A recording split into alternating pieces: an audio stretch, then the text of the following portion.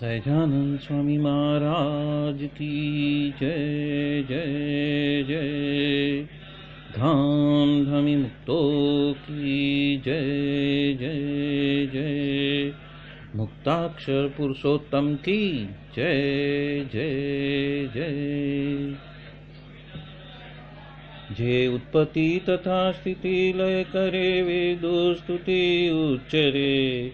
जे नरोम सुचिद्रमाणु समा ब्रह्मांड कोटि परे। माया काल रवि शशि सुरगणो आज्ञान लोपेक्षण। एवाक्षरधाम नाधिपति श्री स्वामी नारायण।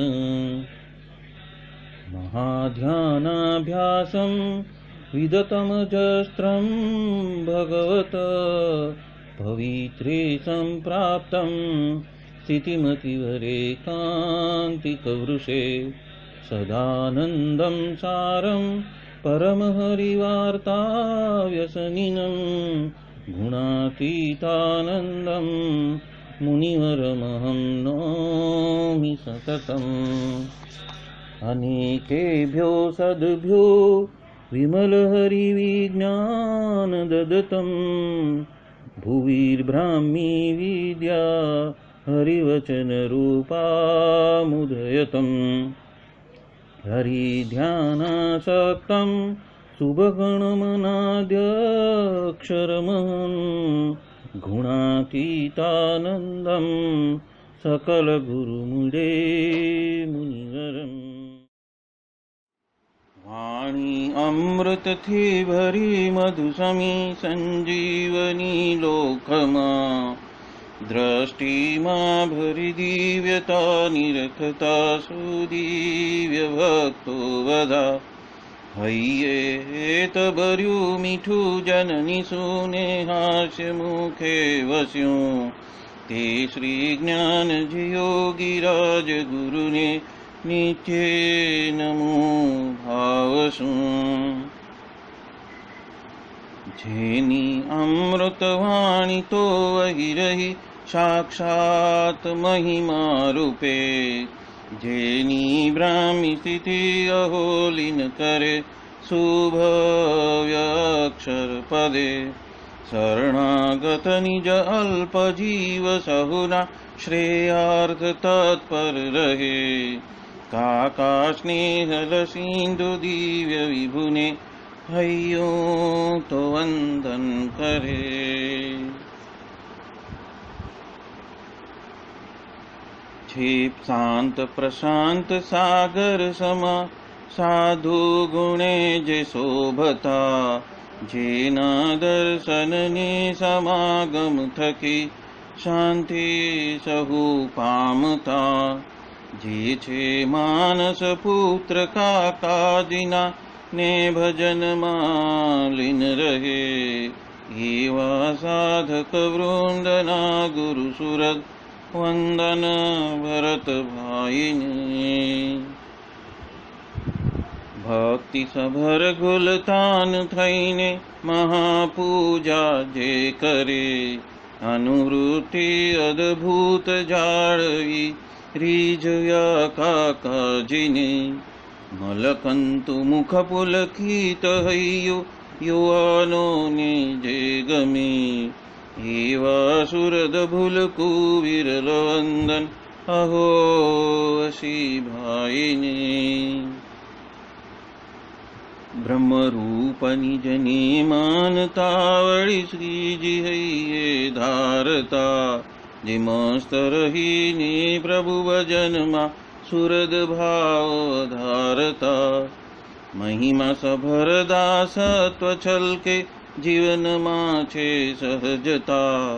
काका स्वरूप दिन कर विभु संभारवा धन्यता। यत् सत्येन जगत् सत्यं यत् प्रकाशेन भाति तत्। यदानन्देन नन्दन्ति तस्मै श्री गुरुवे नमः।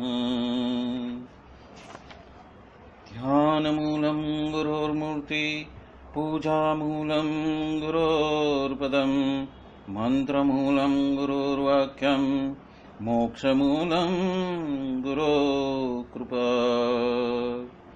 सहजानंद स्वामी महाराज की जय जय जय। अनादि मूल अक्षर मूर्ति सद्गुरु श्री गुणातीतानंद स्वामी की बातें, प्रकरण 6, सर्वदेशी समझन, बात 100वीं। स्वामीनारायण हरे स्वामी बात कहते हैं, अहो यह साधु के साथ में सभी को हेत है और हमें भी उसका जोग मिला है। मतलब कि हमें भी हमारे भाग्य से प्रभु ने उनके सन्मुख किया है।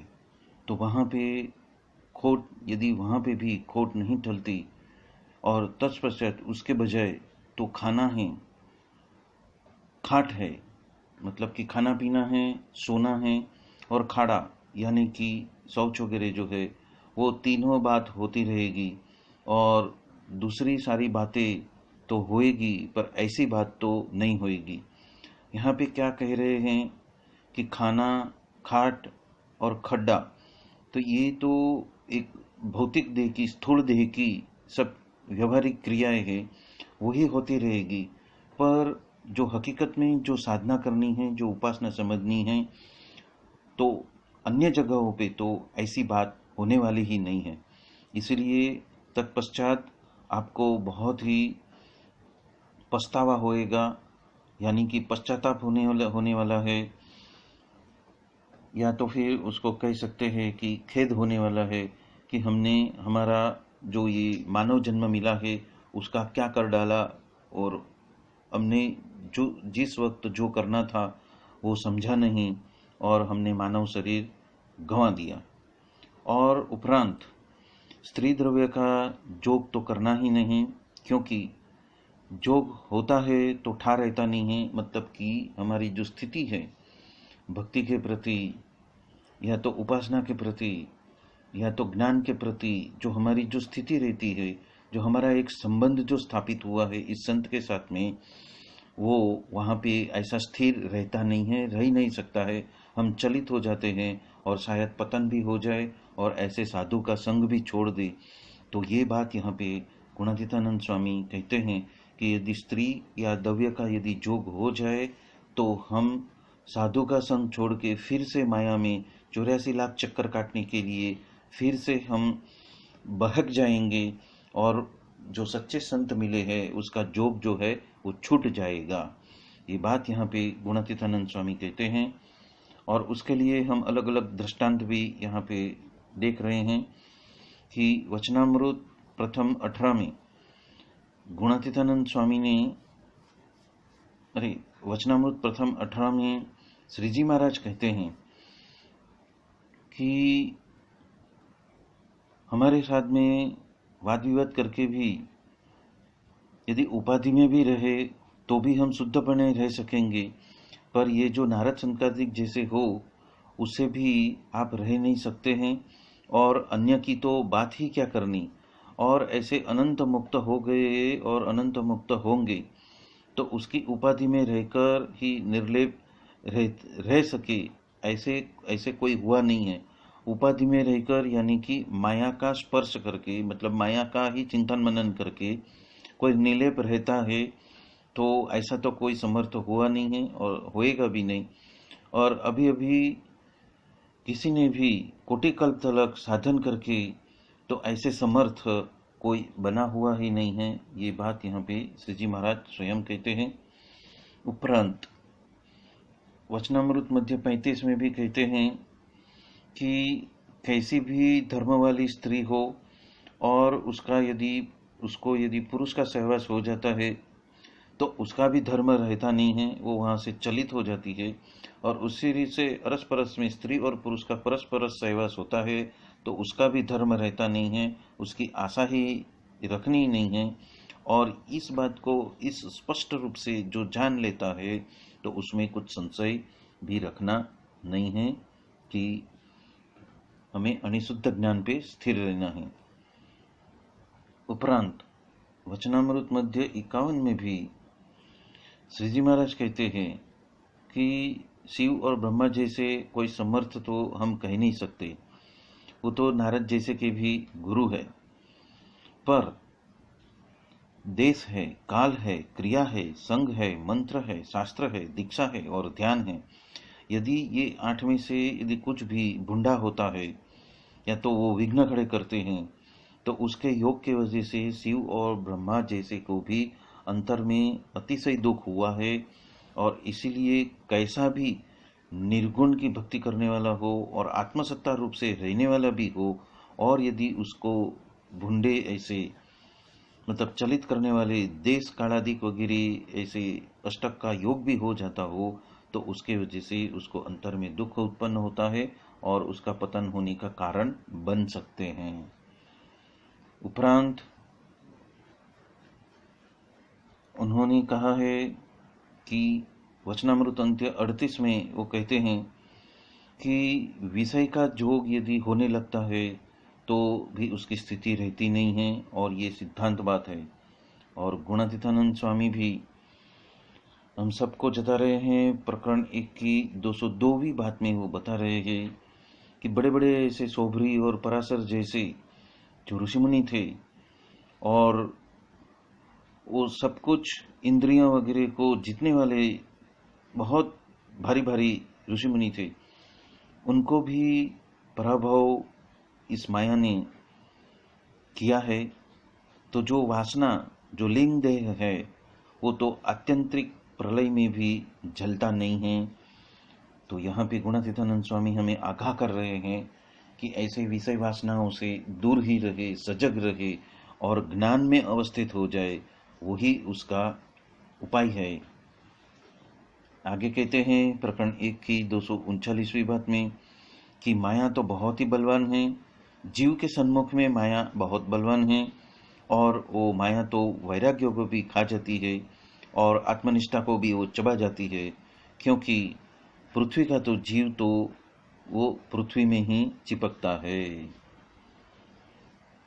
उसी तरह स्वामीनारायण स्वामी की बातों में प्रकरण 5 की 210वीं बात में भी गुणातीतानंद स्वामी कहते हैं, यदि लोढ़े की या तो लकड़े की या तो पत्थर की या तो सोने की जो किसी की भी बेड़ियां हो, वो किसी कोई न कोई खाल में तो वो टूटने वाली है और टलने वाली है, पर पंच विषय रूपी जो पासा हमारे जीव के ऊपर पड़े हुए है, उसकी जो बेड़ी है वो तो टलने योग्य नहीं है। और तो अग्नि, या तो सूर्य का अग्नि, या तो जठराग्नि, या तो प्रलय का अग्नि, उपरांत महाप्रलय का अग्नि के वजह से भी वो वासना जलती नहीं है। और बड़े बड़े ऋषियों ने 60-60 हजार साल तप किया, फिर भी देह के ऊपर राफड़ा भी हो गया, पर वासना तो उनकी जली नहीं है। तो ऐसे ही वासना को जलाने वाले कारण देह की या तो लिंग देह की जो वासनाएं हैं और उसके जो बीज है, वो मूल सकट उसको जलाने वाले ऐसे सद्गुरु, ऐसे गुणातीत सत्पुरुष हमें प्राप्त हुए हैं। तो वहाँ पे हमें कोई भी कचास रखनी नहीं है और आत्मसमर्पण कर लेना है, और हमारा आध्यात्मिक कल्याण के मार्ग पे हमें प्रशस्त रहना है। ये बात यहाँ पे गुणातीतानंद स्वामी हम सबको बता रहे हैं। उपरांत प्रकरण 5 की 285वीं बात में भी कहते हैं कि एक साधु, वो कपिल देव तो भगवान के अवतार कहलाते थे, पर जब वो ऐसे वृद्धा को लेकर जा रहे थे तो देव की माया का जो बल है ऐसा ही है, तो उसके जोग के वजह से ऐसा ही उनको होता है। उपरांत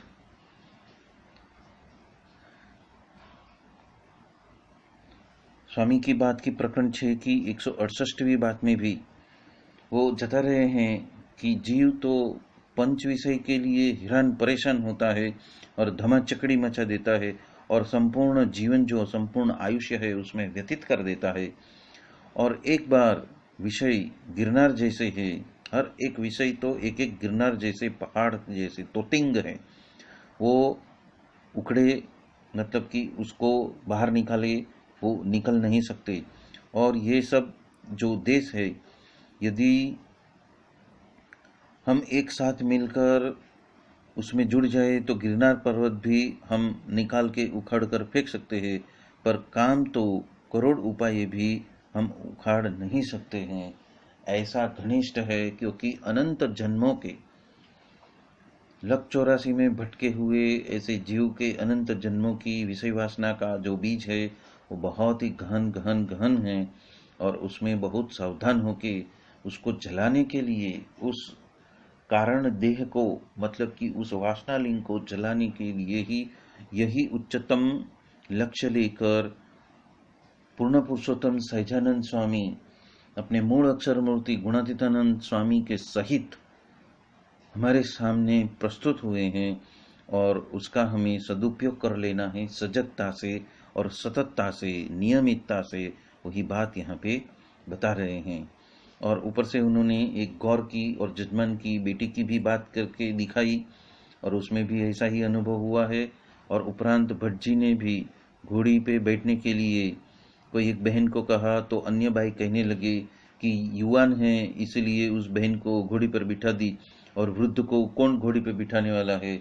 और तत्पश्चात ये सुनकर तो उन्होंने कभी भी बहनों के संग चलना ही नहीं, ऐसे सम खा लिए।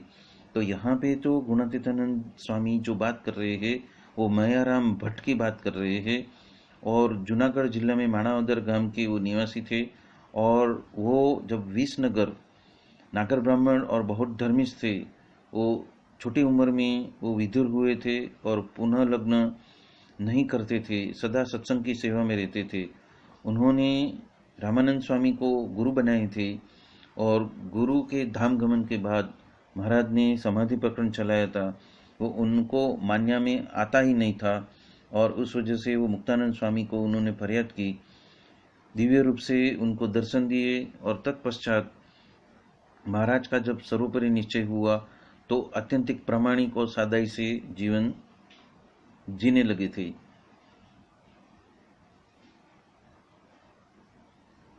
तो ऐसे जो मयाराम भट्ट से वो संग निकाल कर वो गढ़ड़े की ओर जा रहे थे, वहाँ पे रास्ते में एक जुआन जोधबाई थी, वो चलते चलते थक गई, तो भट्ट जी ने उनको अपनी घोड़ी दे दी, बैठने के लिए दे दी। तब अन्य भाइयों ने कहा कि युवान भाई है इसलिए दे दी, लेकिन यदि वृद्ध को तो कौन देता है।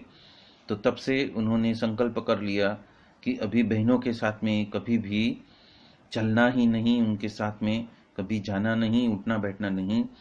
तो ये जो बातें हैं वो बहुत समझ के और सहज के रखनी है, और उसके ऊपर गौर फरमाना है, और हमारी सतर्कता बनाए रखकर हमें हमारी साधना, उपासना और भजन भक्ति करते रहना है। ये बात यहाँ पे गुणातीतानंद स्वामी हम सबको बता रहे हैं। प्रकरण 1 की 201वीं बात में गुणातीतानंद स्वामी कहते हैं कि हम जो करने के लिए आए हैं वो कर लेना है, और ये माया की जो अटपटी ऐसी जो लीलाएं हैं उसमें से हमें मुक्त रहना है।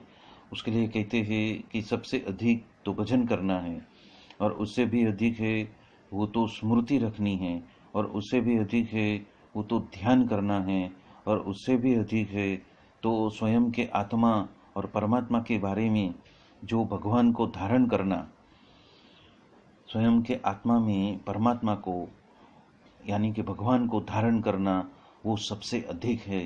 तो ऐसी सिद्धांत बातें यदि हम ध्यान में रखेंगे और उसमें स्थिर हो जाएंगे तो हमारा जन्म सफल हो जाएगा।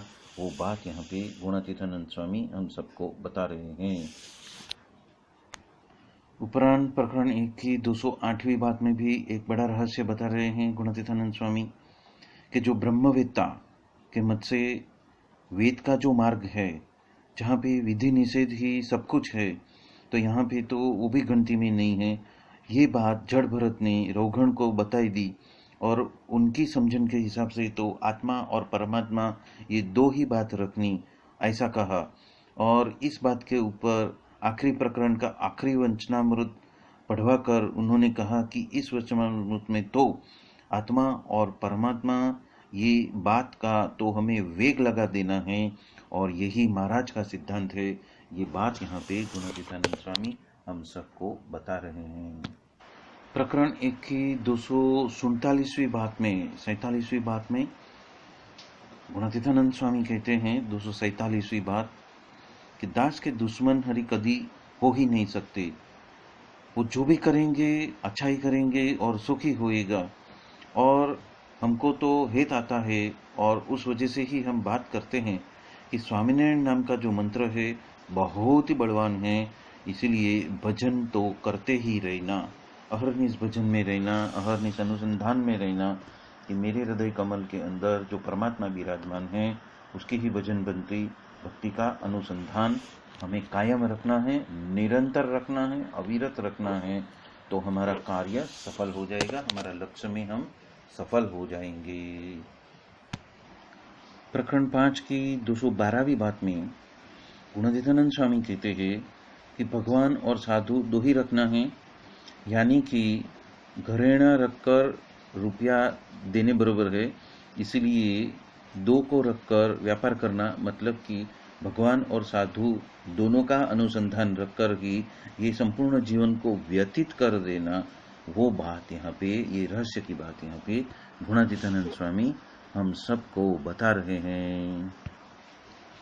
प्रकरण 5 की 220वीं बात में गुणातीतानंद स्वामी कह रहे हैं कि विषय का भुगतान करना वो तो कोटि कल्प से जीव के अंदर आदत पड़ी हुई है और उसकी वजह से स्वभाव ही ऐसा ही हो गया है। और वो जो बड़ी खाई है वो तो हम उसका पुराण कर ही नहीं सकते, वो तो अधूरा का ही अधूरा ही रह जाएगा। और उसको यदि पूर्णा है तो उसको, उस खड्डे को यदि पूर्णा है, यदि उस खाई को हमें यदि बंद करनी है तो अनेक शास्त्र में एक ही उपाय बताया हुआ है, निजात्मानम ब्रह्मरूपम, मतलब कि स्वयं को ब्रह्मरूप मान लो और वो एक ही श्लोक संपूर्णतया हमारा हित करेगा और हमारे लक्ष्य को पार करने के लिए वही हमारे लिए उच्चतम ज्ञान होगा। तो ऐसे ज्ञान में स्थापित हो जाना, ये बात यहाँ पे गुणातीतानंद स्वामी कह रहे हैं। प्रकरण 5 की 222वें बात में गुणातीतानंद स्वामी कहते हैं कि हमें भगवान और साधु दोनों मिले हैं और उनकी पहचान भी हो चुकी है और उस वजह से कुछ करना बाकी नहीं रहा, फिर भी शांति होती नहीं है। उसका कारण तो यही है कि विषय के अंदर, पंच विषय के अंदर हमारा राग, हमारी आसक्ति वैसी की वैसी है। और दूसरा हम क्या करते हैं, मन में जो आता है उसी के पीछे, उसके ही वेग में हम दौड़ने लगते हैं, मतलब कि मनमानी ही करते हैं। या तो फिर उसके उपरांत हम आज्ञा का भी लोप कर देते हैं, चाहे स्मृति में हो चाहे स्मृति में न हो, फिर भी हम उसके अंदर कच्चे हैं। आज्ञा का लोप नहीं होने की सतर्कता हमारे अंदर होनी चाहिए कि आज्ञा का लोपन कभी हो ही नहीं सके, ऐसा ज्ञान हमारे में स्थिर होना चाहिए, ऐसी सजगता हमारे में स्थिर रहनी चाहिए। और उपरांत जो अज्ञान है, इस तीनों के वजह से शांति होती नहीं है। तो हमें उस मार्ग का चयन करना है जो भगवान हमें करने के लिए बता रहे हैं, और उसी के लिए आता है आज्ञा का पालन। और वो आज्ञा का पालन जैसे जैसे हम करते जाएंगे, हालांकि वो कभी कभी बहुत कठिन होता है, पर प्रगट सत्पुरुष को मुक्तपने से यदि हमारी कठिनाइयाँ बताएंगे तो हमें उससे पार होने के लिए कुछ सहज रास्ते भी बताएंगे और बल भी प्रदान करेंगे, और संबंध भी हमारा घनिष्ठ होते जाएगा साधु के साथ में। तो ये बात यहाँ पे गुणातीतानंद स्वामी हम सबको बता रहे हैं। बोलो सहजानंद स्वामी महाराज की जय जय जय। धाम धामी मुक्तो की जय जय जय। सर्व गुणातीत सत्पुरुषों की जय जय जय। मुक्त अक्षर पुरुषोत्तम की जय जय जय। सभी को जय स्वामीनारायण।